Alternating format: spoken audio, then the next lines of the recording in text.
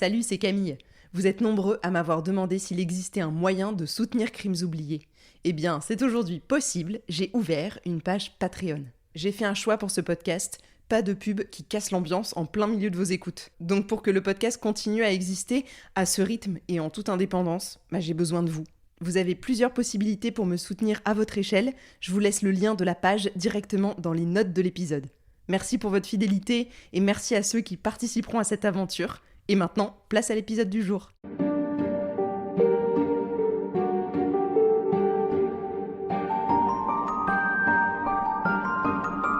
C'est l'été 1765. Dans le Gévaudan, la peur n'a pas disparu, elle a juste changé de visage. Depuis plus d'1 an, on la traque, on l'attend, on la redoute. On l'annonce morte, puis on la voit réapparaître, toujours plus vive, toujours plus rapide, toujours plus insaisissable. Dans les bois, dans les prés, sur les chemins de traverse, quelque chose rôde. Quelque chose qui défie les hommes, les pièges et les logiques. Une créature à part, dit-on. Une créature que personne n'arrive et n'arrivera jamais vraiment à nommer. Je suis Camille Debreuil et je vous raconte aujourd'hui les crimes oubliés de la bête du Gévaudan.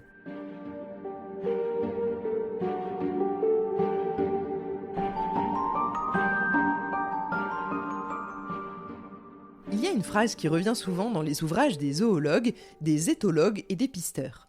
Une phrase apparemment simple qui m'a pas mal marquée pendant mes recherches, car dans le contexte du Gévaudan, elle remet tout en question.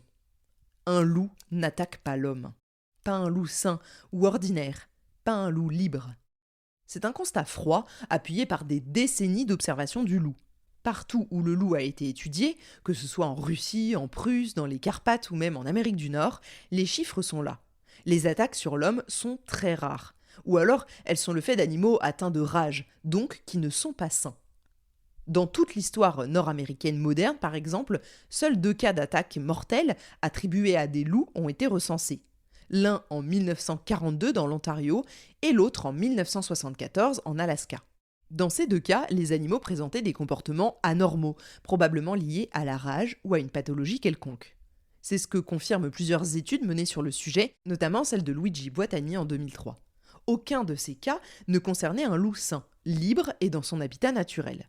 Le loup, dans son comportement ordinaire, évite l'homme, toujours. Il se méfie et il fuit. Et même acculé, même affamé, il ne choisit pas l'affrontement. C'est inscrit dans son comportement. C'est ce que l'auteur Michel Louis appelle un axiome éthologique. Et dans ce cas-là, un axiome, c'est un principe qu'on ne discute pas.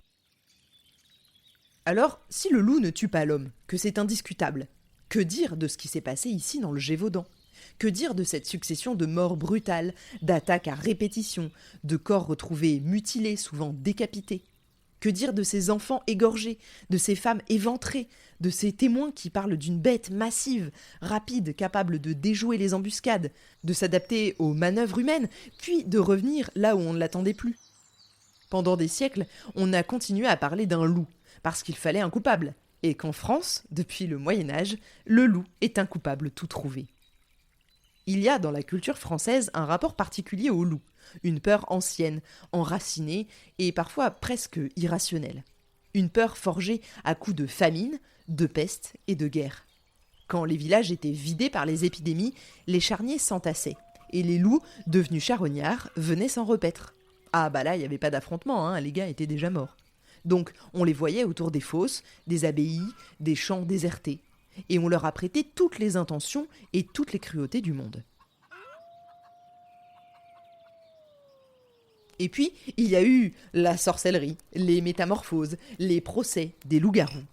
Des récits où l'homme et la bête s'entremêlent, où le danger ne vient pas seulement des bois, mais peut vivre dans le voisin, le frère, ou pire encore, dans l'étranger. Une peur utile, parfois aux religieux du coin ou à la politique interne. Je la replace ici parce que j'en ai vraiment pas mal parlé, mais la saison 14 sur les derniers loups-garous creuse beaucoup ce sujet, donc je vous remets le lien dans les notes de cet épisode.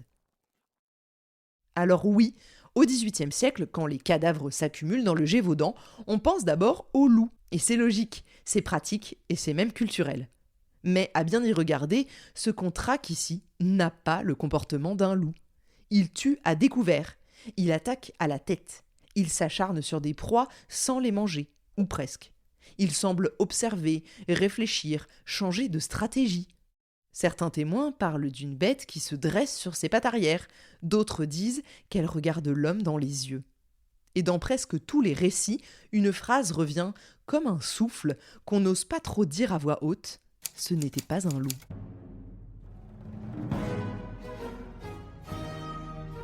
On pourrait croire que si les hommes du XVIIIe siècle ont désigné le loup comme responsable, c'est uniquement par peur, par habitude, par superstition. Et dans un sens, c'est vrai. Mais ce qu'on oublie souvent, c'est que ces hommes-là vivaient aux côtés des loups. Je vous en ai même parlé dans les premiers épisodes de cette saga. Ils les connaissent, ils les côtoyaient depuis des générations. Ils savaient ce qu'un loup faisait et ce qu'il ne faisait pas. Et ce que faisait la bête, eh bien, un loup ne l'aurait pas fait. L'auteur Michel Louis, que j'ai pas mal lu durant mes recherches, insiste. Il n'existe aucun cas dans toute l'histoire du Gévaudan d'attaque lupine comparable. Ni avant 1764, ni après 1767. Rien. Le loup rôdait, parfois autour des bergeries. Il pouvait s'en prendre à une brebis, à un agneau isolé, mais jamais à un enfant, jamais à une femme. Encore moins à un groupe comme avec le gamin Portefeuille et sa clique. Et ailleurs dans le monde, c'est le même constat. Entre 1994 et 1996, les chiffres officiels recensaient environ 100 000 loups en Amérique du Nord, 50 000 en Russie, 10 000 en Mongolie, 8 000 en Chine, 5 000 en Inde, 1 000 en Finlande, des centaines dans les Balkans, en Pologne, en Espagne, en Italie et quelques dizaines en France. Avec une telle population, si les loups attaquaient spontanément les humains, ça se saurait. Les journaux en parleraient, les alertes se multiplieraient et des campagnes de prévention seraient lancées un peu partout. Mais non, c'est pas le cas, c'est pas ce qu'on voit dans les journaux, parce que ce n'est pas leur comportement. Et pourtant, dans le Gévaudan, à partir de l'été 1764, une créature s'en prend directement aux humains, c'est un fait. Elle tue encore et encore, parfois plusieurs fois par semaine, et à chaque fois avec la même précision et la même cruauté. Alors oui, on tue des loups, on les montre, on les expose, on les appelle la bête, on les empaille parfois, petite dédicace à notre ami de Beauterne. Mais quelques jours plus tard, une autre attaque est signalée à 20 km de là et tout recommence comme si de rien n'était. Les gens commencent à se poser des questions, à regarder les loups d'un œil nouveau, à se dire que peut-être ce n'est pas ça, pas tout à fait en tout cas, ou pas seulement. Car les descriptions ne collent pas. Certains témoins parlent d'un animal au poil gris, d'autres d'une bête rousse, d'autres encore d'un pelage noir strié de bandes. On évoque une taille anormalement grande, un corps allongé, l'avant du corps massif, l'arrière effilé, une queue longue, très mobile, une tache sombre en forme de cœur sur la poitrine, et surtout un comportement qui ne ressemble à rien de connu. La bête attaque à découvert, elle rôde autour des villages, elle n'a pas peur des hommes, parfois elle suit des groupes, elle observe, elle attend, donc elle n'est pas opportuniste. Et surtout, elle tue sans manger. Incroyable mais vrai, elle égorge, elle décapite, elle mutile. Mais elle ne se nourrit pas toujours, ou alors à peine. Et ce n'est pas un comportement de loup, ni même de prédateur, c'est autre chose. Et franchement, je vais vous dire, les paysans le savent, ils ne sont pas dupes. Même les soldats dépêchés sur place, à force de suivre les traces, de récolter les témoignages, finissent par en convenir, on n'est pas en train de chasser un loup. Un loup laisse des signes, il prend la fuite, il revient parfois, oui, mais il ne défie pas l'homme, il ne change pas de stratégie non plus, et il ne piège pas ses poursuivants. La bête du Gévaudan, elle, s'adapte. Quand on multiplie les pièges, elle les évite. Quand on déplace les battus, elle les devance. Quand on croit la cerner, elle frappe ailleurs, et elle apprend. Et ça, un loup ne le fait pas. Alors oui, pendant longtemps, on a voulu croire que la bête était un loup, parce que c'était plus simple, parce que c'était rassurant, parce que ça évitait de poser des questions plus troublantes. Mais au fond, beaucoup savaient, et disaient à voix basse ce que personne n'osait encore écrire noir sur blanc, ce n'était pas un loup.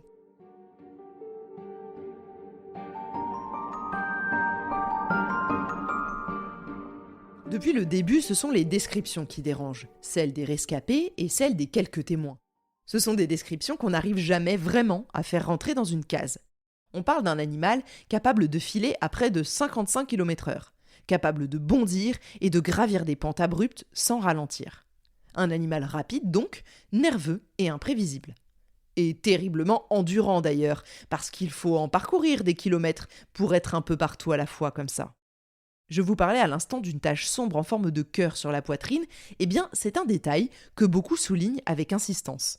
Cette tache noire ventrale, en cœur inversé, revient dans plusieurs récits. Elle n'a rien d'un trait commun chez les loups, ni même chez les chiens ordinaires. Quant à la tête, c'est peut-être ce qui déstabilise le plus. Elle est trop large, trop plate. Certains parlent d'un museau court, donc rien à voir avec un loup. D'autres parlent même d'un nez écrasé. Plusieurs comparent la gueule de la bête à celle d'un molosse. On mentionne des babines pendantes et des crocs puissants, visibles même quand la gueule est fermée. Et puis il y a ce grognement guttural qui ne ressemble ni à un aboiement ni à un hurlement. Un grognement sourd, bref, que plusieurs témoins décrivent comme celui d'un chien qui veut aboyer mais ne peut pas. C'est une créature composite, un assemblage d'éléments familiers mais jamais dans le bon ordre. Et pour Michel Louis, le constat s'impose. Ce que décrivent les survivants n'est pas un loup, ce n'est pas non plus un chien de ferme, ce n'est pas un fauve exotique. Ce serait donc un hybride. Le naturaliste allemand Romain H. le signalait déjà à la fin du XVIIIe siècle. La bête du Gévaudan ne correspond à aucun animal connu. Pas dans sa forme, pas dans ses attaques, pas dans sa manière de se déplacer, de choisir ses proies, de changer de comportement aussi selon les saisons.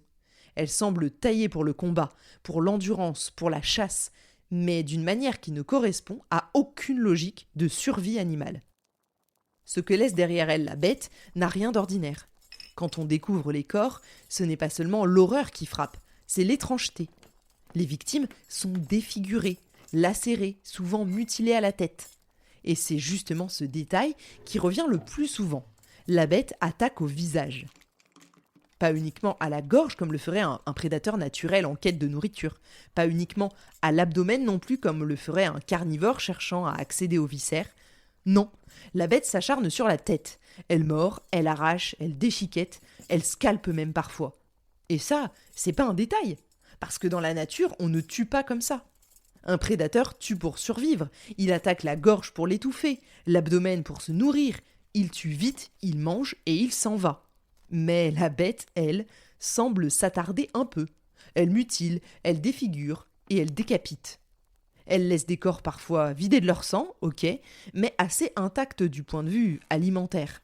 On retrouve des bouts, par-ci par-là, mais elle mange rarement quoi que ce soit. Et n'oubliez pas non plus ce que je vous ai rapporté de certains témoignages, quand il y a un troupeau à côté, elle n'y touche pas. Et c'est là que le malaise s'installe. Certains cadavres sont retrouvés partiellement mangés, d'autres pas du tout. Parfois la tête a disparu, mais le reste du corps est presque intact. Parfois c'est le torse qui est lacéré sans que les organes aient été touchés. Et puis il y a les cas où le cadavre a été déplacé, comme s'il avait été traîné parfois sur plusieurs mètres, voire plusieurs centaines de mètres pour certains. Comme si la bête avait voulu le cacher. On se rappelle les corps retrouvés à demi enterrés sous des branchages.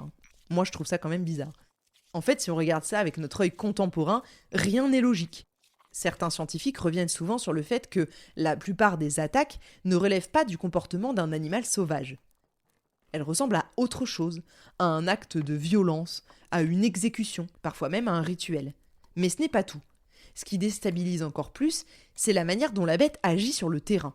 Elle n'a pas peur, elle traverse les chemins, les cours des fermes, elle bondit à découvert, parfois en plein jour, parfois tout près des villages. Elle attaque malgré les cris, malgré les chiens, malgré les adultes qui se défendent à proximité. Alors une fois qu'on a dit tout ça, que reste-t-il ?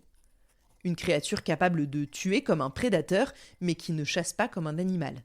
Une créature capable de se fondre dans le paysage, mais qui agit comme si elle en connaissait tous les pièges et les recoins. Une créature capable d'anticiper, de contourner, puis de revenir. Donc, la bête est un prédateur, oui, mais d'un genre nouveau. Face à tant d'anomalies, à tant de contradictions, une autre hypothèse commence à émerger, lentement, timidement d'abord, parce qu'elle dérange, parce qu'elle remet en cause tout ce que l'on croyait savoir sur cette affaire, et parce qu'elle suppose peut-être une intervention humaine dans ce qui, jusque-là, relevait du mystère animal. Et si la bête n'était pas un loup, pas un fauve échappé d'une ménagerie, Pas un monstre venu d'ailleurs, mais une création, un croisement, une bête née de la main de l'homme.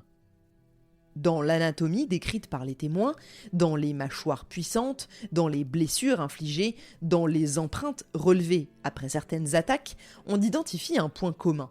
Tout désigne un canidé, un animal du genre loup, chien, chacal. Mais ce qu'il est, précisément, ne correspond à rien de connu. Ce n'est pas un loup, les proportions ne collent pas. Ce n'est pas un chien non plus, l'endurance, la férocité, la vitesse semblent hors de portée d'un chien. Je vous le dis, cette bête du Gévaudan a été tout et n'importe quoi dans les différents rapports, les différents livres qui ont été écrits sur le sujet. Alors voilà quelques pistes que j'ai compilées pour vous, peut-être que l'une d'elles vous convaincra plus qu'une autre. D'abord, l'hypothèse du croisement entre un loup et une chienne apparaît. Ce type de métissage existe dans la nature, il est même fertile, ce qui est rare entre deux espèces différentes. Ces métis combinent des traits physiques impressionnants avec une capacité d'adaptation renforcée. Ils sont imprévisibles, instables, parfois agressifs, mais surtout ils sont puissants, parfois plus que leurs parents respectifs. Alors dans cette hypothèse, on peut imaginer un éleveur isolé, peut-être autour du mont Mouchet où il y a eu pas mal d'attaques, qui aurait délibérément croisé plusieurs générations de chiens et de loups pour obtenir un animal spécifique, plus grand, plus fort, plus résistant, mais encore partiellement dressable. Et cette idée de dressage, elle est centrale. Parce que si l'on admet que la bête n'est pas un animal naturel, alors il faut envisager qu'elle ait pu être manipulée, entraînée, utilisée à des fins terribles. Un loup, même élevé jeune, ne se dresse pas, ou très mal. Il reste craintif, indépendant et peu fiable. Mais un hybride, majoritairement chien, en revanche, peut être conditionné. Et si la bête du Gévaudan relevait de cette logique ? Si elle avait été dressée pour tuer, non pas des bêtes, mais des hommes ? Si elle répondait quelque part dans l'ombre à un ordre, à un sifflement, à un maître invisible.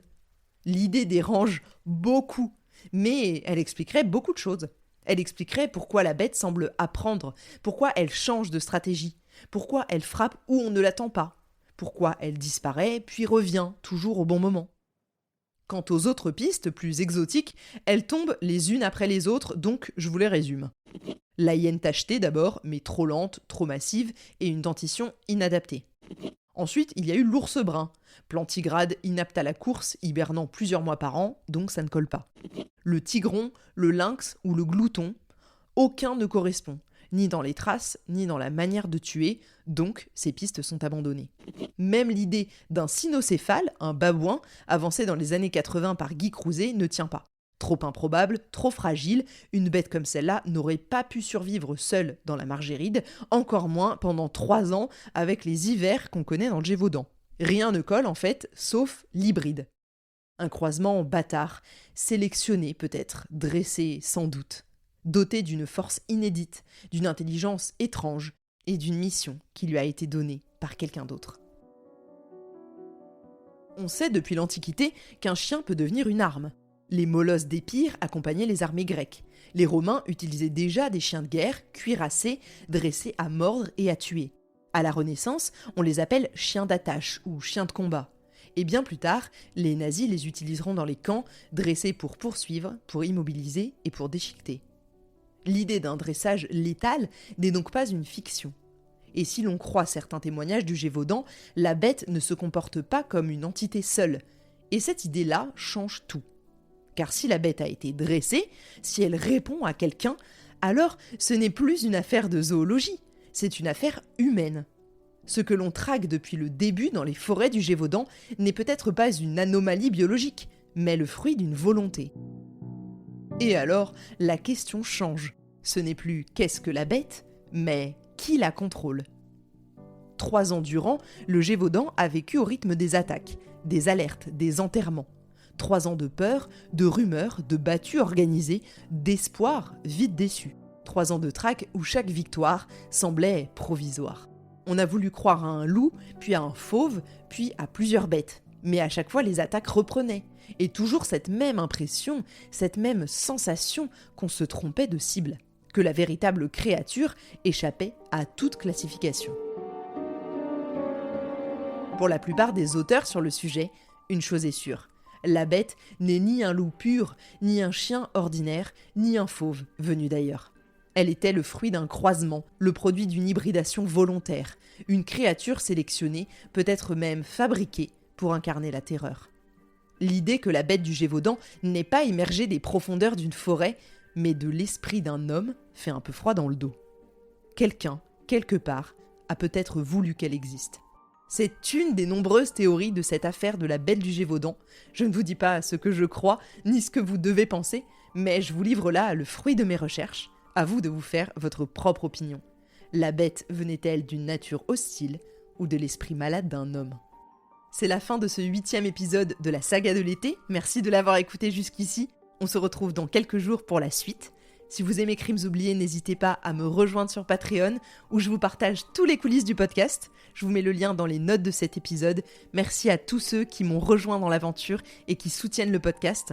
Comme toujours, je vous invite à partager la saga à ceux qui n'ont rien à écouter cet été et à vous abonner au podcast si ce n'est pas encore fait. Et moi, je vous dis à très vite.